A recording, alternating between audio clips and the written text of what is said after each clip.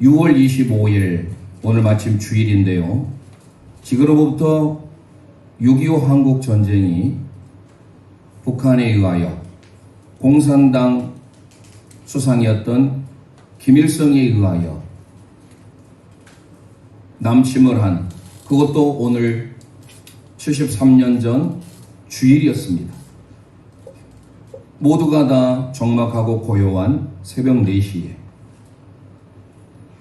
탱크, 장갑차, 전투기, 소련과 중공의 도움을 받아서 당시의 전투력과 군사력, 물자는 북한이 훨씬 앞서 있는 상황이었습니다. 우리나라는 상당수가 부족했을 뿐만 아니라 당시 비상사태였긴 했지만 어려운 시기였기에 농번기에 농촌의 일을 보아야 했습니다. 전방에서 경계에 근무 태세를 하고 있었던 군인들 상당수를 휴가를 보낼 정도로 있는 상황이었습니다. 지금부터 73년 전이면 아마 여기에 앉아 계신 우리 제1연가족들 80%가 그 시대에 태어나지 않았습니다. 저 또한 마찬가지입니다. 지금의 우리의 젊은 초, 중, 고 대학생들에게 6.25 한국전쟁을 아느냐? 모릅니다. 언제 일어났는지 해를 아느냐? 그거조차도 모릅니다. 관심이 없습니다. 우리가 역사를 모르면, 역사를 기억하지 못하면 우리의 일생에는 참으로 불행합니다. 특히 우리 조국 대한민국은 반만년의 역사, 5천년의 역사를 가지고 있다고 합니다. 5천년의 역사 가운데 얼마나 우리나라 민족이 좋은 면으로 봤을 때는 착하고 순했는지, 외세의 침입이 1000번에서 3번 정도 부족할 정도로 997회나 외세가 우리나라를 늘 침범했습니다. 1000번을 침범했다고 한다면 5년에 한 번꼴은 크고 작은 전쟁이 일어났던 것입니다. 이런 우리나라가 어떻게 해서 하나님의 큰 복을 받고 세계 경제대국, 세계가 깜짝 놀랄 대한민국이 되었는지, 오늘은 말씀도 살펴보지만 제가 최대한 약해서 절약을 해서 줄여서 우리 민족의 역사를 잠시 되짚어 보려고 합니다. 특별히 우리 오케스트라 친구들이, 초중 고등학생들이 또 있고 하니까 더 알아야 되고, 우리 조국 대한민국을 위하여서 우리가 얼마나 기도해야 되는지, 다시금 오늘 마침 6.25 한국 전쟁이 일어나는 당일이기도 합니다. 이 날이 어떻게 왔는지를 살펴보려면 간단하게 언급을 하자면 1910년 일제에 의해서 우리나라가 강제 한일 합방을 하게 됩니다. 그래서 경술국치해라고 합니다. 치욕스러운 날입니다. 즉 일본에 의해서 1910년에 우리나라는 35년간의 쉬운 편으로 종살이를 하게 됩니다. 일본의 치하에 들어가는 시기입니다. 그때 우리의 많은 사람들이 깨어서 우리 조국 대한민국의 독립을 위하여서 몸을 바쳤던 순국 소년들, 당시의 기독교인들은요 2%도 채 안 됐습니다. 정말로 적은 숫자였습니다. 그런데 33명의 대표 중에 16명이 기독교인이었다는 사실. 그래서 1919년 김인현 대한독립망세를 외쳤던 거 우리 너무 잘 압니다. 3월 1일. 그리고 그 이후에 4월 13일인가요? 중국의 상하이에 대한민국 임시정부를 수립하게 됩니다. 이건 임시정부예요. 그런데 어찌됐든 우리 헌법에는 4.19 혁명을 개정하고 대한민국 임시정부의 법통을 이어간다고 하니까 이걸로 인해서 사실 여당과 야당이 우리 대한민국 건국일이 언제 있느냐 논란이 있는 건 사실입니다. 그런 후에 세계 제2차 대전이 일어나게 됐습니다. 제국주의를 꿈꾸던 일본이 패망을 하게 됩니다. 6년여 동안 전쟁을 하면서 지쳤습니다. 항복선을 합니다. 그때가 1945년 8월 15일입니다. 우리나라로 봤을 때는 해방이에요. 8월 15일 광복절, 우리에게는 빛을 얻은 날입니다. 해방의 날입니다. 기쁨의 날입니다. 그래서 35년, 만 35년, 36년이라고 하죠. 35년의 일제 치하를 접고 1945년 8월 15일에 해방을 하고 그 후 신탁 통치에 들어갑니다. 왜냐하면 우리 남한은 당시 미군이 우리나라를 주도했고, 그래서 우리는 민주주의를 가고자 했던 거예요. 하지만 북한은요, 이미 소련이 공산주의로서 적화약을 꿈꾸고 있었고, 그 당시의 지도를 보면 웬만한 그 소련을 중심으로, 지금은 러시아죠. 소련을 중심으로 해서 이 공산당이 당시의 스탈린이죠. 이 스탈린이 공산주의를 북한에 심은 거예요. 그러니까 한민족 한반도가 서로 이념이 다르다 보니까 우리 남한은 자유민주주의를, 미국이 통치하는 자유민주주의를, 북한은요 소련이 지배하는 공산주의 체제로 들어가게 됩니다. 미군에 의하여서 유엔 안전보장이사회가 열리게 되었고 1948년에 총선거를 치러라. 그때가 5월 10일입니다. 우리 남한은 총선거를 실시하는 당시에요. 얼마나 참여도가 높았는데 국민의 참여 95.5%가 100명 중 99명이 다 참여할 정도로 투표를 했습니다. 그래서 총선거를 통하여서 국회의원을 뽑았는데 당시 198명이 뽑히게 된 거예요. 그리고 나머지 북한도 민주주의를 같이 하기 위하여서 국회의원 자리를 놔뒀던 겁니다. 하지만 이념이 다른 북한은 전혀 다른 노선을 가게 되었고 결국은 반쪽짜리 대한민국 국회가 열리게 됩니다. 그래서 대한민국의 첫 번째 우리의 나라의 재헌국회라고 하죠. 제 첫 번째 국회가 5월 10일에 총선거가 있고 난 이후에 1948년 5월 31일, 우리 학생들은 알아놓아야 돼. 이게 한국사예요. 근현대사. 학교 시험에도 잘 나옵니다. 우리의 역사를 알아야 되는 거예요. 그런데 5월 30일에 첫 번째 국회 회의가 열립니다. 그걸 재헌국회라고 합니다. 그때 국회의장이 누구였느냐? 이승만이었습니다. 우리나라 초대 대통령이죠. 그 이승만 얼마나 독실한 기독교에 있는지, 왜 우리가 공산당으로 안 갔는지, 공산주의로 안 갔는지는 독실한 기독교인이었던 이승만, 물론 우리 교회 성도님들 중에 어떤 분은 이승만을 좋아하시는 분도 있고 그렇지 않는 분들도 있지만 중요한 것은 그분이 했던 일은 정말 우리나라의 공산주의를 철저히 배제하고 이 땅의 자유민주주의를 그분을 통해서 이루어지겠다는 것은 누구도 부인할 수 없는 사실이에요.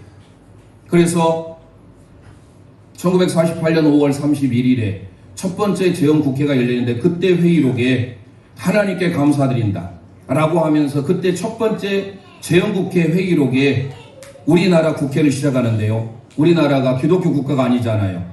그런데 당시에 국회의원이었던 이윤영 국회의원을 통하여서 기도하고 시작한 나라가 우리나라입니다. 그래서 첫 번째 우리나라가 1948년 45년에 해방이 있었고 그로부터 3년 후에 1948년 8월 15일 기억하셔야 돼요.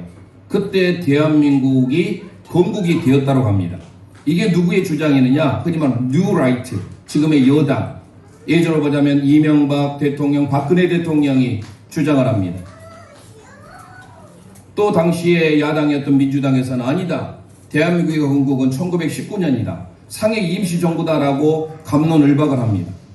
그러나 여러분들이 기억해서 몬테비데오 협약을 보면 국가가 구성하기 위해서는 세 가지가 필수 있어야 됩니다. 그게 뭐냐? 첫 번째 국민, 두 번째 영토, 세 번째 주권. 하나를 더한다면 정부도 있어야 돼요. 그런데 1919년에는요 국민이 없었어요.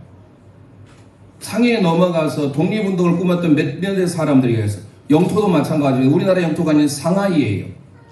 상하이 트위스트 춤을 추면서 상해 임시정부, 우리의 영토가 아니에요. 그리고 주권도 없었습니다.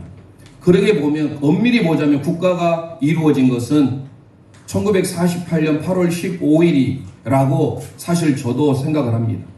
이걸로서 정치인들은 갑론을박하지만 우리는 거기에 너무 목숨 걸지 마시고요. 그러나 중요한 사실은 이렇게 나라가 새로워지니까, 나라가 시작되니까 미군이 더 이상 우리나라를 간섭하지 않아도 된다라고 생각했던 거예요. 왜냐하면 북한의 공산주의는 소련 스탈린이 이미 떠났어요. 북한에는 김일성이가 이제 조선 민주주의 인민공화국이라는 것을 출범하기 시작합니다. 그때가 우리 1948년 8월 15일 이후에 자기들이 1948년 9월 9일쯤인가 조선, 그것도 민주주의란 말을 넣어요. 자기들도 일명 사회주의, 공산주의죠. 그래서 미군이 보니까 우리가 더 이상 관여하지 않아도 되겠다 생각한 겁니다. 그래서 1949년 잘 기억하셔야 됩니다. 지금까지 우리나라는요, 우리나라의 주한미군이 떠나지 않고 있어요. 떠난 적이 없습니다. 사실 그들의 공로 우리가 인정해 드려야 됩니다. 그런데 1년 1개월 동안 떠난 적이 있었어요. 그때가 언제냐? 1949년 6월부터 1950년 7월까지였습니다. 이때 미군이 철수를 했습니다. 1년 1개월 동안. 그럴 때 김일성이가 생각을 한 겁니다. 미군이 다 떠났고 우리나라의 군사력이 강하고 우리는 소련의 스탈린과 중국의 마오쩌둥 다 공산당의 힘을 힘입어서 할 수 있으니 자기 혼자는 남침을 하기가 어려우니까 당시 소련을 찾아갑니다. 스탈린에게 찾아가서 내가 남침을 할 테니까 도와달라. 그런데 다 생략하고 약 40번 이상을 찾아가서 설득한 끝에 그래 남침해라 라고 한 겁니다. 그 중요한 이유 중에 하나가 뭐냐면 소련이 인공위성 발사에 성공했을 뿐만 아니라 이제 미국과 해볼 만한 거예요. 그리고 무엇보다도 주한미군이 철수한 겁니다. 이런 상황 가운데 지금 주한미군이 1949년 6월에서부터 1950년 7월까지가 우리나라에 없었어요. 그때 1950년 6월이 됐습니다. 1950년 6월 25일 주일입니다. 너무나도 적막히 고요한 새벽 4시에 장갑차와 탱크와 전투기를 동원해가지고 우리나라를 쳐들어옵니다. 김일성이가. 어이없이 우리 민족은 다 당하게 됐어요. 이게 바로 뭐냐? 북한에서 우리나라를 쳐들어온 것을 학생들 잘 기억해야 돼. 남침이라고 해요. 남침. 남쪽으로의 침입. 모르는 사람들은 북침이라고 생각하는 사람이 있어요. 잘 용어를 기억하셔야 돼요. 남침입니다. 6.25 한국전쟁은 완전히 김일성에 의하여서 우리나라를, 무방비 상태에 있는 우리나라를 쳐들어옵니다. 6월 25일 날 쳐들어오는데 우리나라 수도 서울이 3일 만에 함락이 되어버립니다. 그때가 6월 28일이었어요.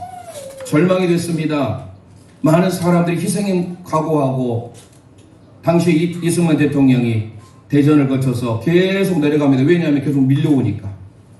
그래서 그때 유엔 안전보장이사회를 통하여서 긴급하게 이거는 불법적인 북한의 소행임을 단정하고 당시 16개뿐만 아니라 많은 우방국들이 우리나라를 원조하기 시작합니다. 늦은 것 감이 있었습니다. 어느 쪽까지 늘리러 왔느냐? 이미 호남 쪽은 다 공산화가 되어버렸어요. 마지막 보루가 어디냐? 저 부산을 넘어가기 전에 낙동강이 있잖아요. 낙동강까지가 밀렸습니다. 낙동강에 이제 그것까지 무너지면 대한민국은 완전히 공산화가 됩니다. 그럴 때 이제 미군과 유엔 안전보장에서 개입해가지고 그 낙동강까지는 최후에 지켜지게 되는 거예요. 이 유명한 다부동 전투가 여기서 나오게 된 겁니다. 장진호 전투라고 들어보셨죠? 그 장진호 전투는 이제 위쪽에서 일어난 겁니다. 자, 그래서 결국은 낙동강 이남의 부산 일대를 중심해서 당시 초량교회에 수많은 믿음의 목회자들이 모여서 이 나라를 구해달라고 기도합니다. 자칫 잘못하면 공산주의화 될 수 있는 위기입니다. 서울은 말할 것도 없거니와 대전, 대구, 광주 다 공산화가 되어버렸습니다. 전부 빨간물이 들려졌습니다. 지난 시간에 제가 말씀드렸죠.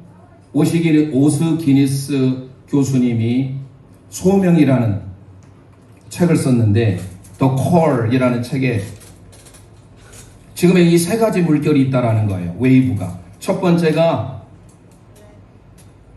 레드 웨이브, 붉은 물결, 공산주의, 사회주의, 레닌 마르크스주의입니다. 공산주의가 붉은색이에요. 상징하는 겁니다. 그리고 지금 오는 토요일에 우리가 정말로 기도하면서 막아야 됩니다. 어떻게 해서 우리나라가 이렇게 동성애의 천국이 됐는지, 공식적으로 지금 60만 명이라고 그래요. 동성애의 피해가 얼마나 큰지, 원숭이 두창도 동성애자들에 의해서 발병되는 거예요. 심각합니다. 현 우리 아이들이 배우는 교과서에 동성애를 해도 좋다라고 아예 버젓이 배우고 있습니다. 언제부터 이렇게 되어버렸는지.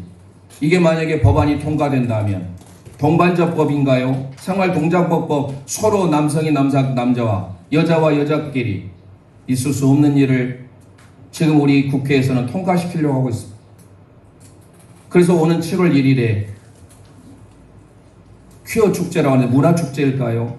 제가 우리 예배 끝나고 단체톡에다 올려드릴게요. 엊그제 에스더 기도운동본부 주관으로 서울의 제자 갑자기 박한수 목사님 교회에서 제자 무슨 교회인데요? 제자광성교회에서 집회를 했습니다. 금요일에 약 2시간 이상에 걸쳐서 집회를 했는데 첫 번째 박한수 목사님이 설교하시고 그 다음에 또 박아무개 목사님이 설교하시고 마지막 에스더 기도운동의 본부장인 이용희 교수님, 지금 현재 장로님이십니다. 이분들이 목숨을 걸고 이 법이 통과되지 않도록, 포괄적 차별금지법이 통과되지 않도록 기도하고 있는데요. 그분이 함께 기도하기 전에 잠시 1분 정도 동영상을 보여주는데 저는 그 현장에 제가 말씀을 준비하고 있었기 때문에 제가 함께 온라인으로 저는 참여하고 있었습니다. 제가 그 우리 단체톡에 올려드리고 다른 거 못 보다도 몇 시 몇 분 때 한번 봐보세요. 쭉 드래그 끌고 가서 1분 정도 상영하는데 이거는요 퀴어 문화축제가 아니라 퀴어 음란축제입니다. 눈을 뜨고 볼 수 없습니다. 어떻게 해서 우리나라가 이렇게 되어버렸는지. 그런데 오늘 7월 1일에 15만 명이 참여한다고 하니 우리 믿음의 기독교인들이 거룩한 방파제 모임으로 하자 해서 같이 흔히 말하는 맞불 집회를 예고하고 있습니다. 다시 본문에 와서 우리가 우리 조국의 역사를 잃어버리면 현재 우리의 존재의 의미가 하나도 없어요. 대한민국이 안전해야 우리 교회도 안전하고 우리 개인 가정도 안전하게 되는 거예요. 현재 지금 우리 러시아와 우크라이나의 전쟁 보십시오. 1년 이상 지속되는데 그 폐해는 누구에게 갑니까? 국민들에게 가잖아요. 우리나라는 지금 종전이 아니에요. 정전입니다. 잠시 휴전일 뿐이에요. 그래서 결국은 낙동강을 지켰어요. 그때 여러분들이 이제 많이 아는 더글라스 메가더 장군을 보내서 상륙작전을 펼치게 하는데 그때 확률이 지금 인천 상륙작전 영화로도 나왔는데 한번 보세요. 이길 수 있는 확률이 5,000분의 1이에요. 상륙작전은 좋지만 불가능하다. 인천으로는 안 된다. 왜냐하면 조수간만에 차가 커가지고요. 위아래 물이 빠졌을 때와 물이 들어왔을 때 10m 이상 차이가 난대요. 갯벌이 많아요. 도무지 승산이 이길 수 있는 확률이 5,000분의 1이에요. 그런데 정말로 기적같이 하나님이 도우사 인천으로 통하여서 상륙작전을 펼치게 되었고 결국은 그게 그 기세를 몰아서 어디까지 갔느냐? 또 두만간 압록강까지 갔어요. 그런데 김일성이가 그대로 물러설 수가 없잖아요. 더 갔으면 이미 우리는 자유평화통일이 될 수 있었어요. 이제 미군에 의하여서 유엔에 의하여서 같이 원조를 받아서 저 두만간 압록강까지 올라가서 잃어버렸던 서울을 다시 수복하게 된 거예요. 다시 찾게 된 거예요. 그런데 북한의 김일성이가 가만히 있겠습니까? 중국에다 원조를 보냅니다. 그래서 중국에 원조를 보내는데 인해 전술이라고 들어보셨죠? 얼마나 많은 사람을 보내면 12만 명을 보내보니까 사람이 죽다가 무조건 구름대처럼 벌떼처럼 물고 내려와버리니까 이 미국인들이 어쩌습니까? 미군들이 물러설 수밖에 없어요. 그래서 그 유명한 격전지가 장진호 전투가 나오게 된 겁니다. 북한에. 그게 함흥종에 있습니다. 그래 더 이상 안 되겠어요. 잘못하면 얼마나 많은 중공인들이 들어오는지 공산화가 될 위기에 빠집니다. 그래서 이제 안 되겠다. 그래서 이제 철수를 하려고 합니다. 그 철수가 바로 흥남 철수예요. 함흥에서 흥남까지 부두를 통해서 가는데 약 한 20km 정도 된다고 그래요. 그때 여러분들 이제 우리나라에 나온 노래 중에 하나가 굳세어라 금수나 라는 노래가 나와요. 그게 일사후퇴 때 51년 1월 4일 날 후퇴하면서 결국은 기적적인 일이 나와요. 이게 기네스북에도 올라갔어요. 당시에 피난민들, 북한에서 하는 피난민들도 함께 타고자 하는데 그때 화물선 이름이 뭐였느냐? 빅토리호예요. 빅토리호. 이 화물선에 얼마나 많은 사람이 탔는지요. 화물선이니까 화물을 실어야 되잖아요.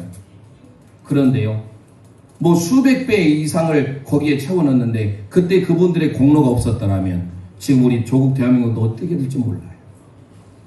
흥남 철수 작전을 통해서 그때 그 빅토리호에 몇 명이 탔느냐? 몇 명 못 탄대요. 그런데 화물 칸에다 다 전부 다가 칸칸이 넣어가지고 14,000명이 탔습니다. 이래 해서 이래저래 많은 배들을 다 원조 받아가지고 성공하게 돼서 결국은 1953년에 정전을 하게 된 겁니다. 약 3년 동안 긴 전쟁 끝에 휴전을 한 겁니다. 지금의 이게 38도선이 그거예요. 자, 그러면 그 이후에 우리는 얼마나 많은 희생이 있었는지 몰라요. 이산가족이 1000만이라고 합니다. 그때 뿔뿔이 흩어진 이산가족 1000만. 당시에 우리 국민이 3000만이 채 안 될 때입니다. 3분의 1 이상이 가족을 다 잃어버렸어요. 이런 상황 가운데 전쟁 폐허 국가가 하나님의 도우심이 없었다면 저와 여러분이 이 자리에 있을까? 우리의 국가에 하나님이 보호하사 우리나라 만세라는 건 결코 우연한 일이 아니에요. 우리 조국 대한민국 하나님이 사랑하셨어. 자, 그러면 역사적인 부분은 이 정도로 하고 우리가 오늘 말씀을 통하여서 그러면 우리 조국 대한민국이 살 길이 뭔가? 그게 바로 뭔가? 6월 호국 보훈의 달, 나라 사랑의 달 아닙니까? 그래서 오늘 특별히 사무엘상 7장 3절에서 14절의 말씀을 통하여서 당시 블레셋에 의하여서 법궤를 빼앗겨버리고 파죽지세에 몰려있던 이스라엘, 그때 한 명의 지도자 사무엘이 나서게 되었고 일명 미스바로 모여라. 미스바 성회를 통하여서 이스라엘이 잃어버린 것들을 회복하게 되고 샬롬, 하나님의 평화가 임하게 된 본문이 오늘 우리 함께 읽은 본문이에요. 그래서 이제 오늘 우리는 이 본문을 중심으로 빨리 진행해 보겠습니다. 우리 민족이 살 길이 뭔가? 하나님을 사랑하고 나라를 사랑해야 되는데 우리 민족이 어떻게 살 것인가? 자, 첫 번째 우리 함께 선포하겠습니다. 여호와께 돌아가야 합니다. 여호와께 돌아가야 합니다. 아멘. 오늘 사무엘상 7장 3절 함께 읽도록 합니다. 시작. 사무엘이 이스라엘 온 족속에게 말하여 이르되 만일 너희가 전심으로 여호와께 돌아오려거든 이방신들과 아스다론을 너희 중에 제거하고 너희 마음을 여호와께로 향하여 그만을 섬기라. 그리하면 너희는 블레셋 사람의 손에서 건져내시리라. 아멘, 아멘. 먼저 우리가 하나님 앞에 전심으로 레바브, 콜, 모든 마음을 다하여서 하나님께 돌아가야 될 줄 믿습니다. 여호와께 돌아간다, 이 슈브라고 하는 이 단어는요, 회개한다라는 의미예요. 우리의 잘못을 하나님께로 회개하며 하나님께로 돌아와야 되는 거예요. 구약의 이스라엘 백성들이 우상을 숭배하잖아요. 하나님을 섬기면서도 다른 우상과 이방신을 쫓잖아요. 그래서 사무엘이 말합니다. 여호와께 돌아오려거든 우상을 제거하라. 그 우상이 뭔지 뒤에 4절에 나옵니다. 그리고 우상을 제거할 뿐만 아니라 뭐라고 소개하고 있습니까? 그 뒤에 보니까 여호와 하나님, 하나님께로 향하라. 이 하나님께로 향하다라는 것이 뭐냐? 하나님께 고정시켜라는 거예요. 쿤이라는 단어입니다. 하나님께로 우리의 시선을 고정시켜라.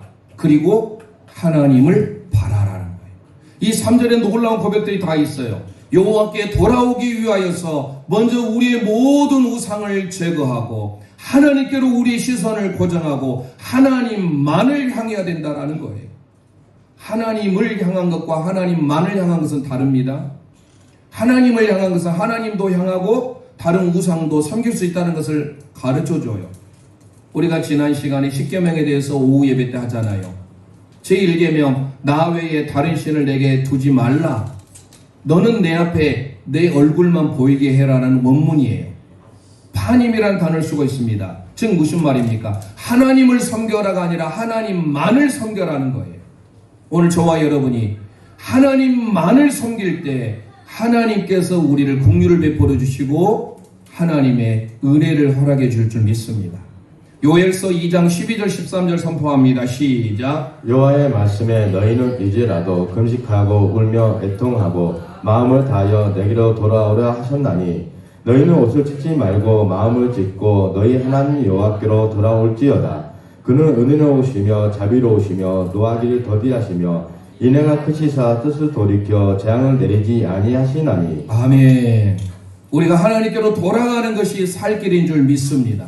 그래서 오늘 본문 7장 4절에 한번 보세요. 시작. 이에 이스라엘 자손이 바알들과 아스다롯을 제거하고 여호와만 섬기니라. 아멘. 당시의 우상이 뭐였어요? 바알입니다. 풍요의 신입니다. 농경신입니다. 주신이에요. 아세라는 뭡니까? 이스다롯이라고 불리는 가나안의 최고의 여신입니다. 신들이 결혼하네요. 남신과 여신이 있어요. 당시의 최고의 신인 바알과 아세라를 버리고 뭐라고 소개합니까? 여호와만을 섬기는 거예요. 그것은 하나님께 시선을 고정하는 거예요. 하나님만 예배하라. 아바드. 하나님만 섬기라. 우리가 잘 아는 대로 여호수아 24장에 여호수아가 말합니다. 이스라엘 백성들 향해서 너희들이 형통하기를 원하거든 여호와만을 하나님만을 섬겨라.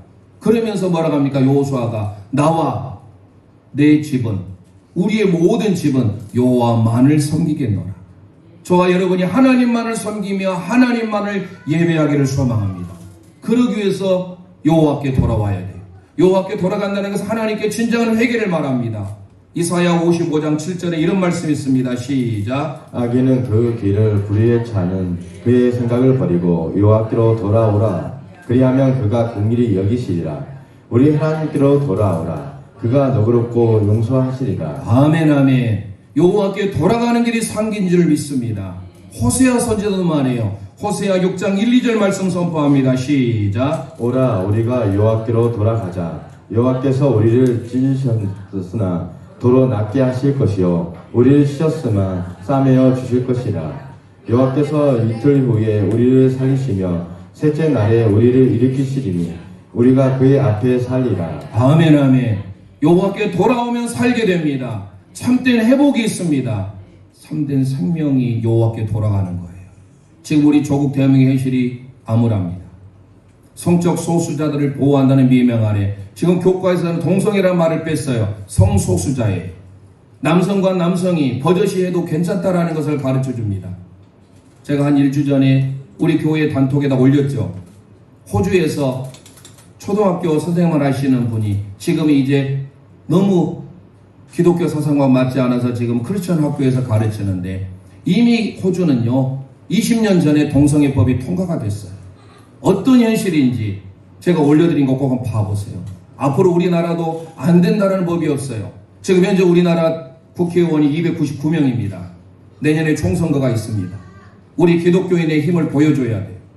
그런데 299명, 한 명이 부족한 300명 가운데 믿음의 크리스천들 국회의원들이 약 3분의 1이라고 그래요. 그런데도 이 나라가 여전히 이 동성애법으로 인하여 동반자법으로 인하여 몸살을 앓고 있고 어린 아이들에게 역차별을 가르치고 있으니 얼마나 안타까운지 우리 모두가 하나님께로 돌아가야 할 때가 온 줄 믿습니다.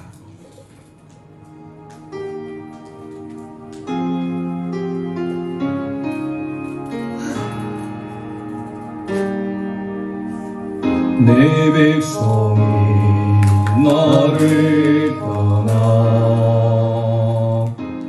돌아섰지만 내 사랑이 내 백성을 포기 못하니 내 모든 것 내어주고 나 그들을 얻으리라. 여호와께 돌아가자.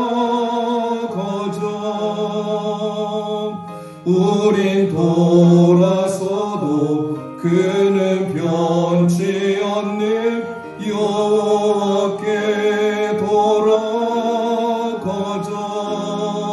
우린 넘어져도 그 사랑 영원하리.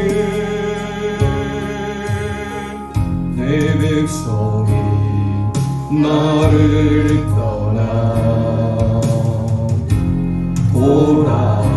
돌아섰지만 내 사랑이 내 백성을 내 사랑이 내 백성을 포기 못하리. 내 모든 것 내어주고 나 그들을 얻으리. 가슴에 손 얹고 여호와께 돌아가자. 우린 돌아서도 그는 변치 않네. 여호와께 돌아가자. 우린 넘어져도 그 사랑 영원하네. 사랑의 노래 참고 자신을 내어주네. 서로 사랑할 때 세상은 주보네. 사랑은 절대 지지 않네. 사랑의 노래 참고 자신을 내어주네. 서로 사랑할 때 세상은 주보네. 사랑은 절대 지지 않네. 여호와께 돌아가자. 아멘. 우린 돌아서도 그는 변치 않네. 여호와께 돌아가자. 우린 넘어져도 그 사랑 영원하네. 여호와께 돌아가자. 우린 돌아서도 그는 변치 않네. 여호와께 돌아가자. 우린 넘어져도 그 사랑 영원하네. 아멘. 여호와 하나님께 돌아가는 것, 그게 참된 회복이며 참 소망인 줄 믿습니다. 두 번째로 우리 민족이 어떻게 해야 삽니까? 어떻게 하나님의 긍휼하심이 있습니까? 함께 선포합니다. 여호와께 기도해야 합니다. 여호와께 기도해야 합니다. 아멘. 오늘 사무엘상 7장 5절 6절 선포합니다. 시작. 사무엘이 이르되 온 이스라엘 미스바로 모이라. 내가 너희를 위하여 여호와께 기도하리라 하매 그들이 미스바에 모여 물에 길어 여호와 앞에 붓고 그날에 종일 금식하고 거기서 이르되 우리가 여호와께 범죄하였나니 한 사무엘이 미스바에서 이스라엘 자손을 다스리리라. 아멘. 여호와께 기도하니라. 이 히브리 원문이 팔랄이에요. 이 팔랄이라는 히브리는 중재하다, 중보기도하다라는 의미예요. 그러면서 마지막 절에 사무엘이 다스리니라, 이게 쇼파트예요. 여기서 나온 게 바로 쇼페트, 쇼페림이에요. 사사라는 뜻이에요. 즉 사무엘은 사사로 있으면서 이스라엘 민족을 위하여서 중보기도했던 사람인 거예요. 나 한 사람이 하나님 앞에 기도하면 하나님께서 우리 민족을 살게 해주실 줄 믿습니다.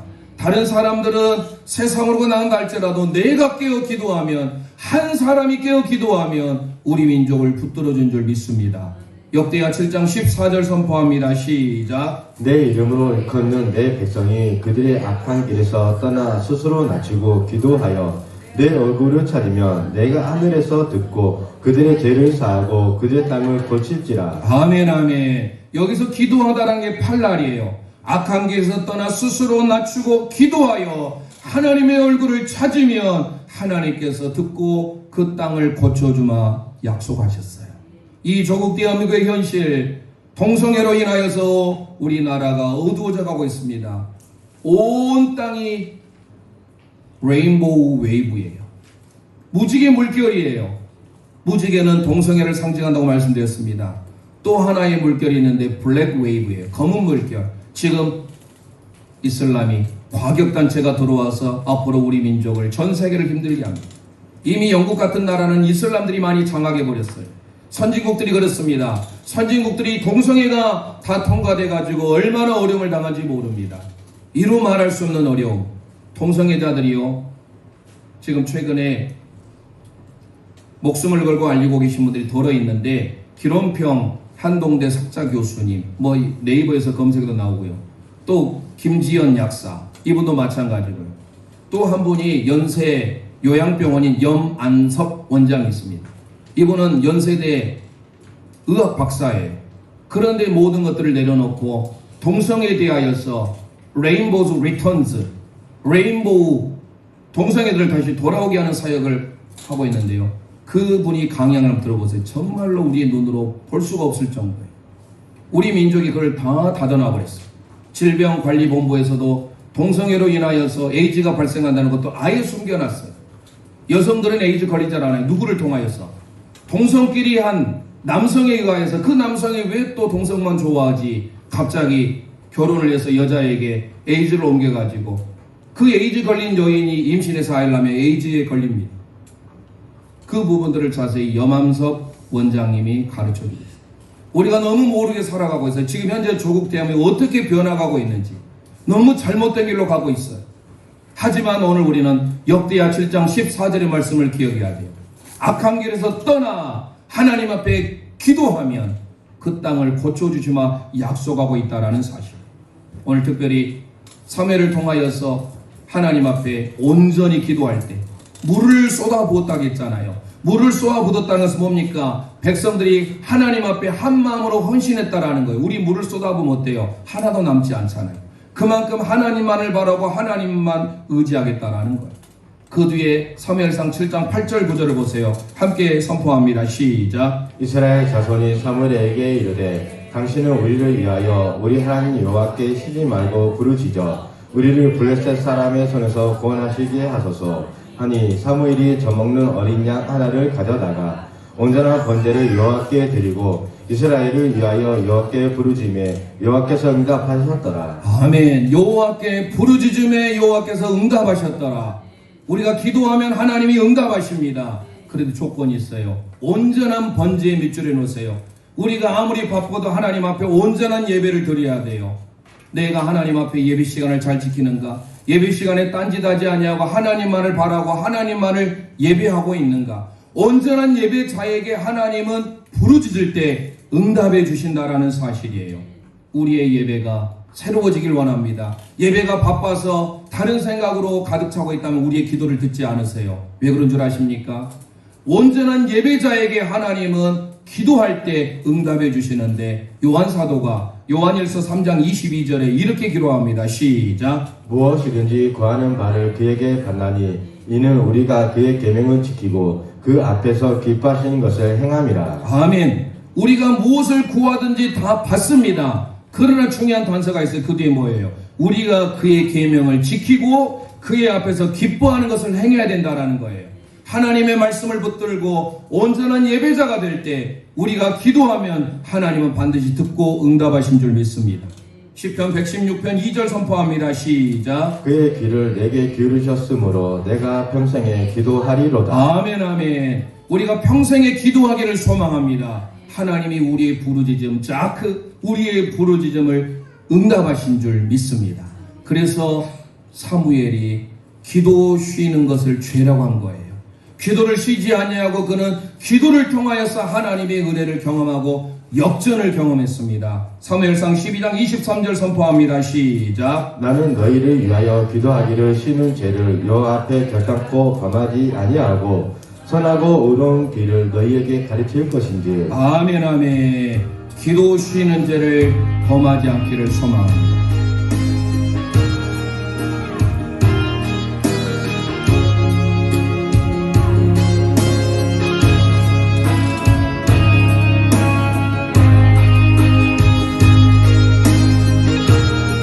기도를 멈추지 마라.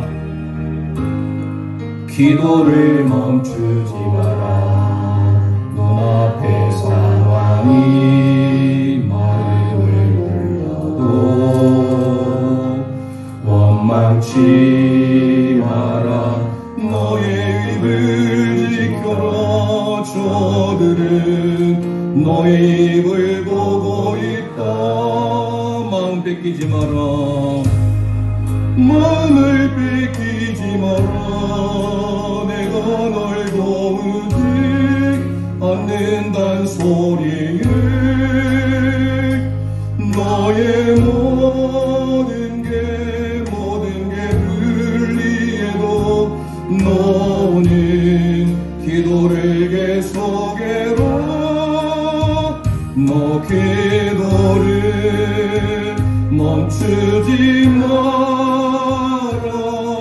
내가 너의 그 모든 상황을 바로 역전시키리. 너 기도를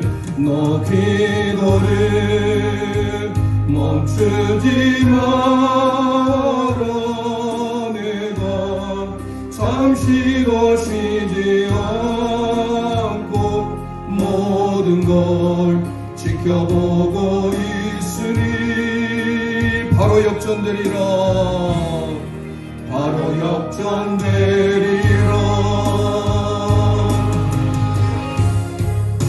저들의 힘이 너를 압도해도 저들의 힘이 내 숨을 조여도 너는 보리라. 기도의 능력을 내가 역전시키리라.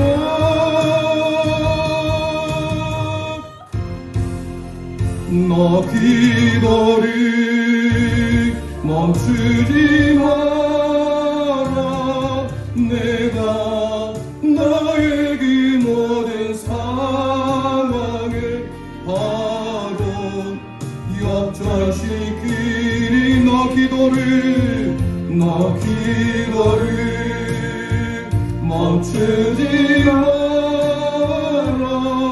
내가 잠시도 쉬지 않고 모든 걸 지켜보고 있은 너 기도를 멈추지 마라. 내가 너의 그 모든 상황을 바로 역전시키리니 바로 역전되리라. 바로 역전되리라. 바로 역전되리라. 바로 역전되리라. 이제 역전되리라. 이제 역전되리라. 아멘. 평생에 기도하시기를 소망합니다. 마지막 세 번째, 우리 민족이 살 길이 뭘까요? 함께 고백합니다. 여호와의 도우심이 있어야 합니다. 여호와의 도우심이 있어야 합니다. 아멘. 우리가 아무리 기도를 많이 해도 하나님께서 도와주셔야 되는 줄 믿습니다. 오늘 사무엘상 7장 10절 함께 선포합니다. 시작. 사무엘이 번제를 드릴 때 블레셋 사람이 이스라엘과 싸우려고 가까이 오매 그날에 여호와께서 블레셋 사람에게 큰 우레를 발하여 그들을 어지럽게 하시니 그들이 이스라엘 앞에 패한지라. 아멘. 그들이 간절히 기도하고 온 마음으로 하나님께 부르짖었을 때 하나님께서 하나님의 은혜를 그들에게 베풀어 주신 거예요. 큰 은혜를 바라게 하셔서 그들을 쫓아가게 되는데 11절이 바로 그 기사예요. 그러면서 나온 게 바로 12절입니다. 함께 우리 선포합니다. 시작. 사무엘이 돌을 취하여 미스바와 센 사이에 세워 이르되 여호와께서 여기까지 우리를 도우셨다 하고 그 이름을 에벤에셀이라 하니라. 아멘 아멘. 그 이름을 에벤에셀이라 하는 것은 여기까지 우리를 도우셨다. 에벤이라고 하는 바위 돌입니다. 에셀은 에제르예요. 구약의 히브리요. 에제르라고 하는 단어는 도움이에요. 그래서 에벤에셀은 도움의 돌, 에벤에제르. 하나님께서 저와 여러분을 여기까지 도우신 줄 믿습니다. 하나님이 우리를 도우시는 분, 우리의 도움, 우리의 보호자는 하나님뿐임을 믿으시길 바랍니다.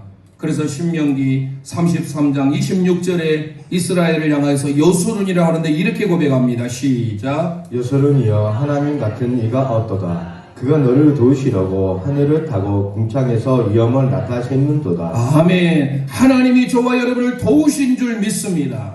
시편 28편 7절 함께 고백합니다. 시작. 여호와는 나의 힘과 나의 방패이시니 내 마음이 그를 의지하여 도움을 얻었도다.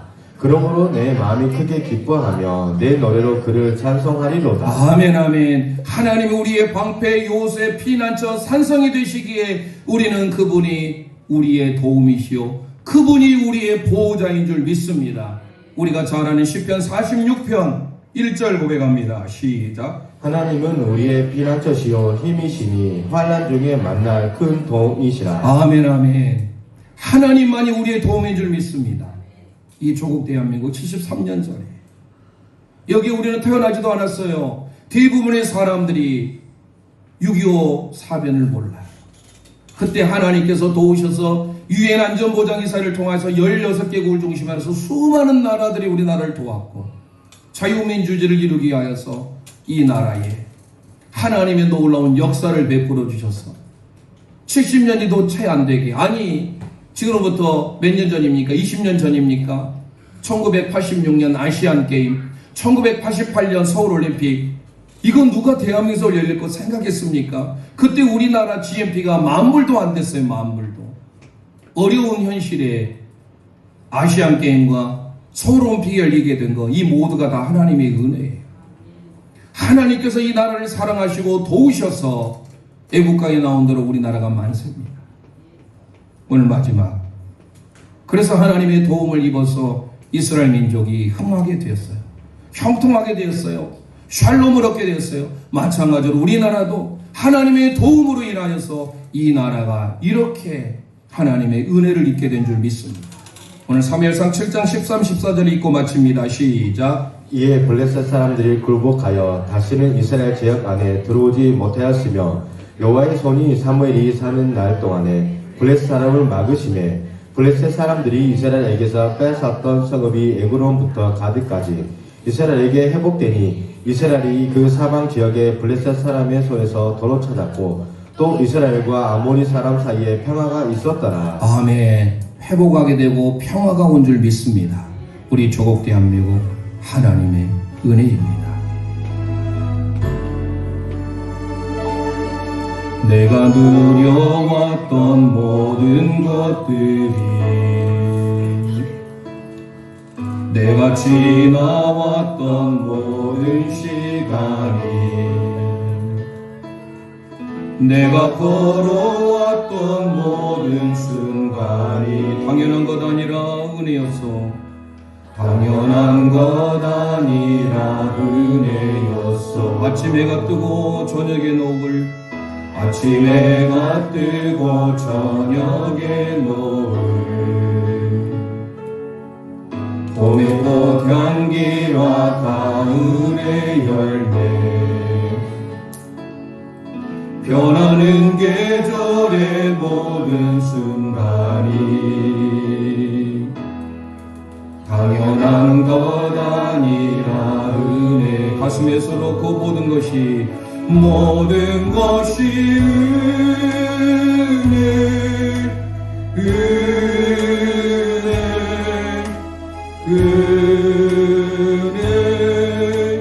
하나님의 은혜. 내 삶에 당연한 것 알아도 없었던 것을 모든 것이 은혜,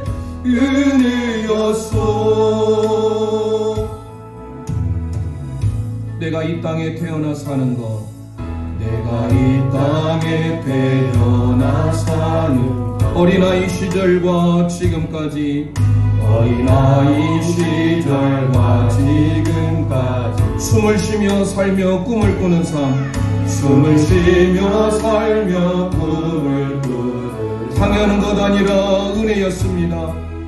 당연한 것 아니라 은혜였어. 내가 하나님의 자녀로 살며 내가 하나님의 자녀로 살며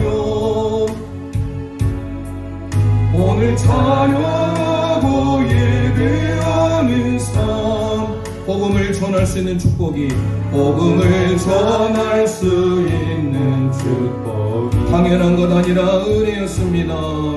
당연한 것 아니라 은혜였소. 모든 것이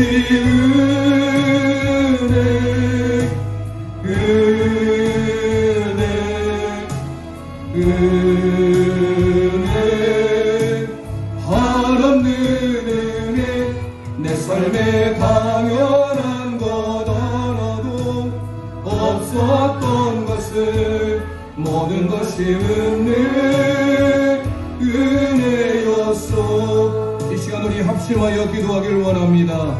오늘 6월 25일 6.25 한국전쟁이 일어난 73주년이 되는 해입니다. 하나님을 사랑하며 나라 사랑하는 마음을 허락해달라고 기도하시고 우리 조국 대한민국이 살 길이 무엇인지 여호와께 돌아가기를 원합니다. 여호와께 부르짖어 기도하기를 원합니다. 여호와의 도우심이 있기를 원합니다. 주여 한번 합심하여 부르짖고 기도합니다. 주여